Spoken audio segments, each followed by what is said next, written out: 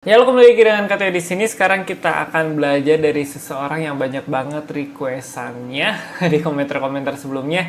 Dan setelah kita rehat dari kemarin kita cobain game PS2, sekarang kita akan balik lagi ke belajar dari seseorang, yaitu yang bernama Alexander Misko. Ya. Nah, bagi yang belum pesen Galena Alpha Series atau Galena Beta Series, bisa kalian pesen di nomor WhatsApp di bawah, ataupun bisa kalian lihat tuh ada tasnya dan juga ada tasnya. Itu Galena Alpha, terus yang ini ada Galena Beta Series. Bisa kalian dapatkan di nomor WhatsApp di bawah. Nah, sekarang kita akan langsung saja belajar dari seseorang, Alexander Misko dari Rusia. Ya, kita akan coba lihat YouTube-nya.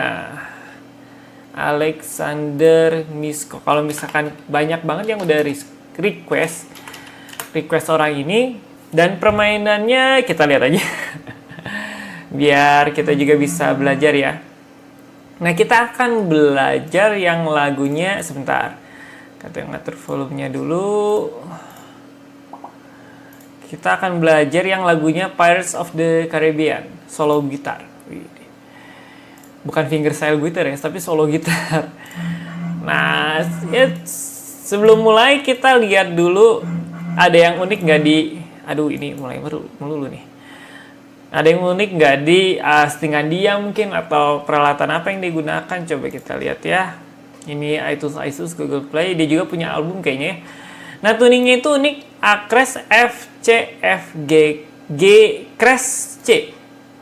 Kalau kita coba cari, nggak ada ya namanya ya. Berarti apa senar 6-nya A crash? A crash ya? A crash. Kalau senar 6-nya A crash, dari E dia itu naikin berapa banyak ya? Kalau E, F, G, E ke F kan setengah, G 1, 1,5, A 2,5, berarti dia naikin 3 nada di senar 6. Luar biasa ya. Terus mungkin F-nya itu diturunin, yang senar 4-nya juga diturunin dari D, E, A, D diturunin jadi C, G diturunin jadi F, B diturunin jadi C crash, E diturunin jadi C. Berarti bassnya itu dia tinggi banget ya. Mungkin kalau kalian tekan senar 6 punya dia, itu pasti keras banget.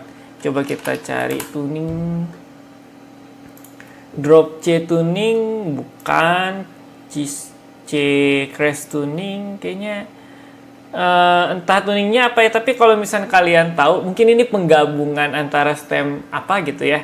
Kalau kalian yang tahu, bisa kalian komentar di bawah, biar nanti Kateo bisa highlight, terus nanti kita bisa tahu namanya apa ya namanya ya. Itu juga jadi penasaran nih. Oke, kebanyakan drop C, drop D, tapi itu ini aja dicoret, missing ya. Itu bikin sendiri jangan-jangan.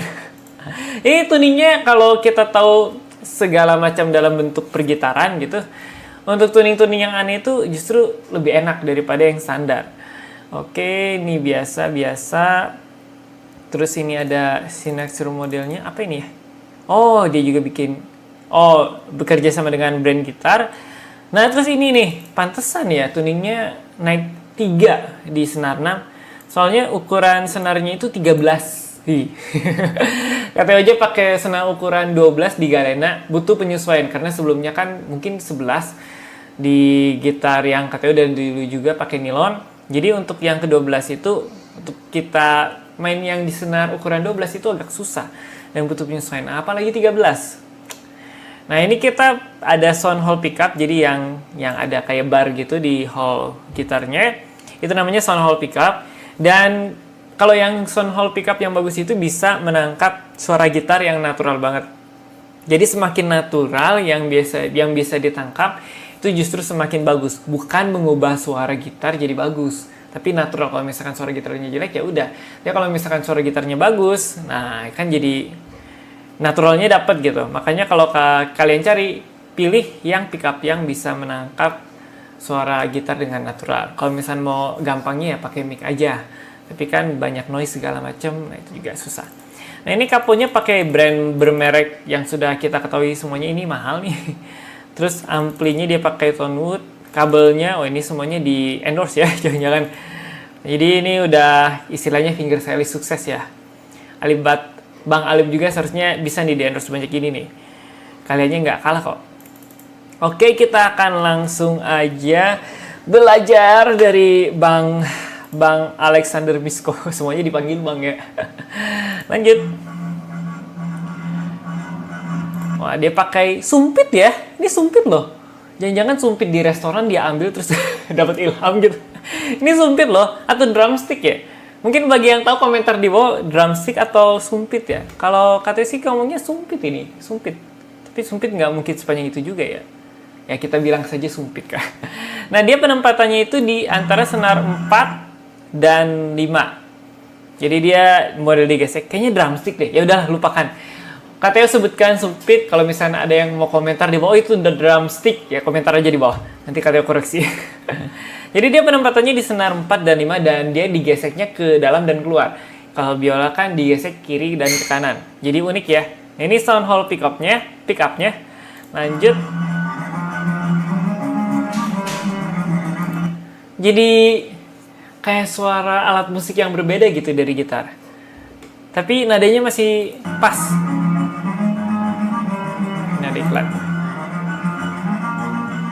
Ya dia mainnya antara senar 4 dan 5. Berarti senar 5-nya itu jalur bassnya, senar 4-nya itu melodinya. Atau kebalik ya. Ini coba kita lanjutin lagi.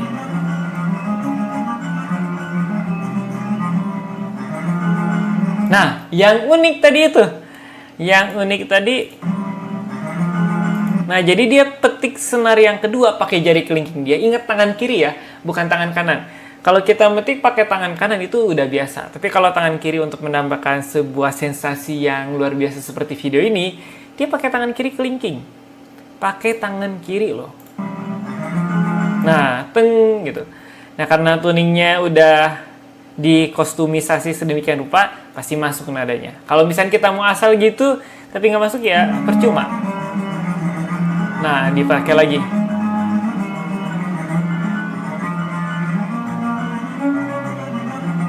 Dia jangkauannya jauh-jauh loh. Jauh-jauh di antara telunjuk dengan kelingking. Tuh tadi udah jauh banget. Tadi nggak dapet nih. Sebentar ya. Nah itu. 1, 2, 3, 4, 5, 6 fret. Ya, 6 fret. Jangkauan dia 6 fret. Jadi butuh banget buat kalian yang para gitaris. Bisa memainkan itu. Jangkauan fret kalian itu sangat penting. Jangan cuma mau 4 fret aja dari telunjuk ke kelingking, tapi coba extend sampai 6 fret atau 7 fret.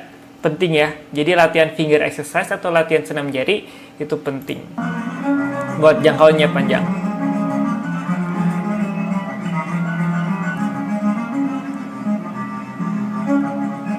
Nah ini dia mainin itu ya, mainin besar, bukan besar, keras dan pelannya dia main gitar. Ini kan masih keras. Nah, dia mulai senyap. Jadi penting juga bagi kalian yang ingin mengcover gitar ataupun ingin mengcover secara fingerstyle ataupun cover secara nyanyi gitu. Kapan kalian harus ada suasana yang agak tenang, kapan kalian suasananya agak meriah gitu. Jadi bisa membawa si pendengar itu lebih enak lagi. Lanjut ya. Kita ulang. Kita ulang. Dia ngapain ya tadi? Dia dilempar ya si sumpitnya. Dilempar entah kemana tuh lemparnya ya. Nah tapi itu lemparnya ke arah gitarnya ya. Coba kita ulang. Nah kalau bunyinya dilempar ke arah body gitar, seharusnya bunyi tak gitu. Tapi kalau misalkan sumpitnya dilempar ke arah senar, seharusnya bunyinya seperti itu. Dan kalian yang harus perlu perhatikan, dia nekan di senar bass ke-6. Berarti nggak cuman lempar doang gitu, cuman keren-kerenan, tapi ada fungsinya juga.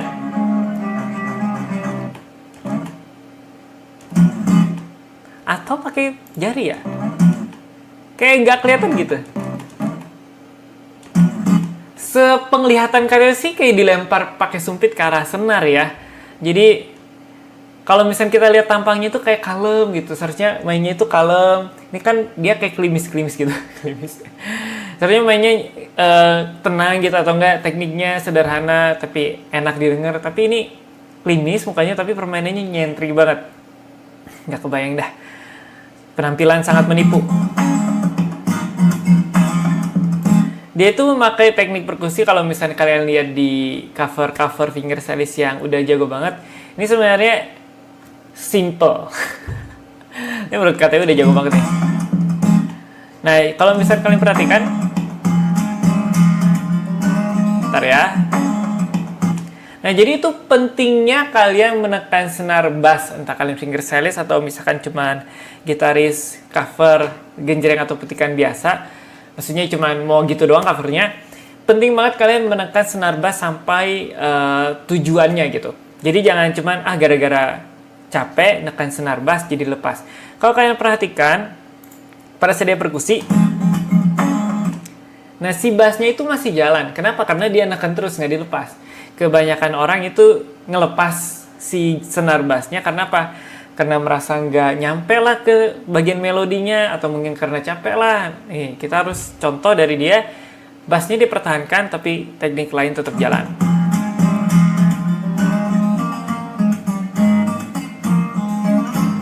Nah, kalau kalian lihat itu dia pakai telunjuk doang ya. Jadi antara genjreng dan melodi. Kalau dia kita perhatikan jenis fingerstyle dia itu genjreng atau misalkan kayak membunyikan beberapa senar sekaligus, langsung dipetik beberapa senar ya. Jadi modelnya kayak genjreng terus melodi tapi dengan tempo yang cepat dan pas sehingga kayak petik gitu. Ya, enak ya kalau lihat orang main udah jago banget fingerstylist, itu enak banget. Ya, perkusi lagi.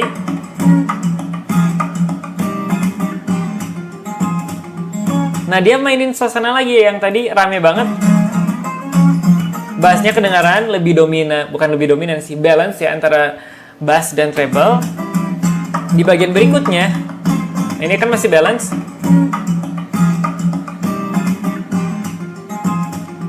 Nah, dia juga memakai bagian treble-nya aja. Tadi kalau kalian lihat cara petiknya itu udah pakai 3 jari, 4 jari ya. Jadi ya tergantung sikon kita mau cara bunyikannya gimana.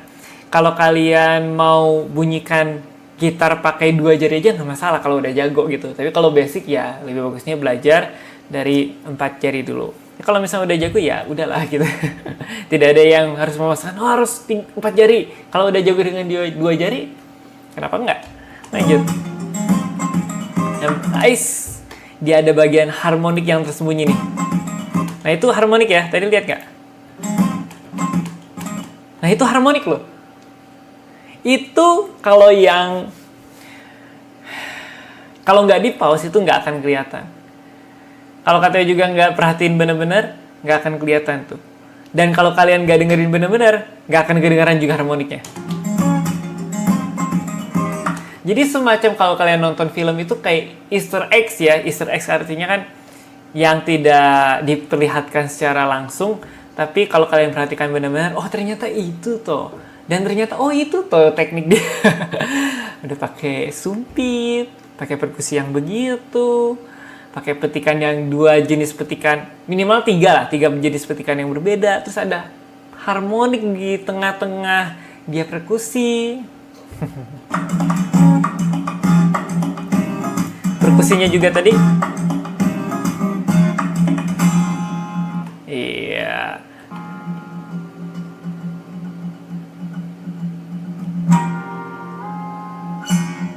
Widih. Outro-nya juga harus gitu ya. Ini nyentrik nih orang sebenarnya. Dan tadi itu dia kayak stem itu ya. Stem, apa sih namanya? Stem gitarnya.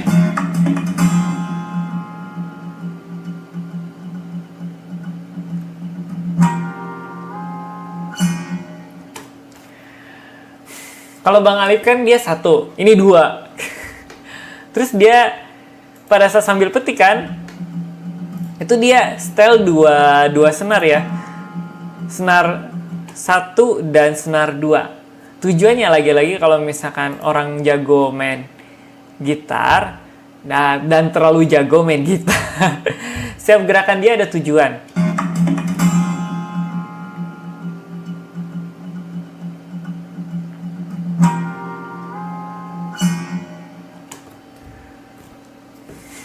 Atau nggak bisa ngomong apa lagi.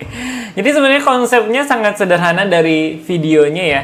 Karena ini di shoot 2 kali, video sekali, bukan sekali sih, video dia terpisah antara dengan audio.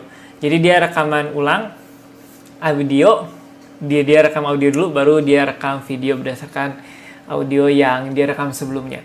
Jadi kalau kita rekam 2 kayak gitu, itu sangat susah ya. Kalau misalnya kita live kan itu lebih gampang. Kalau misalkan rekaman 2 kali kayak gitu, itu butuh tempo yang pas gitu. Dan juga konsepnya sederhana ya, cuma di tepi danau gitu. Di tepi sungai mungkin ya. Tapi angle-angle-nya itu bagus. Jadi memperlihatkan teknik gitar yang dia pakai. Dan outro-nya juga nyentrik. Widih, puter-puter gitu loh. Oke. Semakin kesini katanya semakin merasa nggak jago. Karena ternyata memang nggak jago juga apa sih. Dan masih banyak yang lebih banyak gitu ya, antara bumi dan langit gitu keahliannya. Jadi semakin menyemangati kita, termasuk katanya juga, untuk lebih mengulik lagi dan memperlancar teknik-teknik dasar dulu sebenarnya, baru ke sana. Misalkan teknik perkusi kita lancarin dulu yang simpelnya mungkin bass dan slap. Kita lancarin dulu sampai benar-benar jernih bunyinya, sampai sebenar-benar pas. Nah, baru kita ngulik-ngulik yang lain. Saya yakin mereka juga mulainya dari awal kok. Jadi kita juga bisa asal latihannya, proporsinya pas gitu. Alexander Misko, gitaris sumpit. Enggak juga ya. Oke, begitu saja video kali ini. Ditunggu ya komentar kalian di bawah. Siap belajar sama siapa aja? Belajar sama siapa aja? Salah. Belajar sama siapa? Lalu lagunya apa? Silahkan komentar di bawah. Oke, begitu saja video kita kali ini. Tunggu katanya di video-video selanjutnya.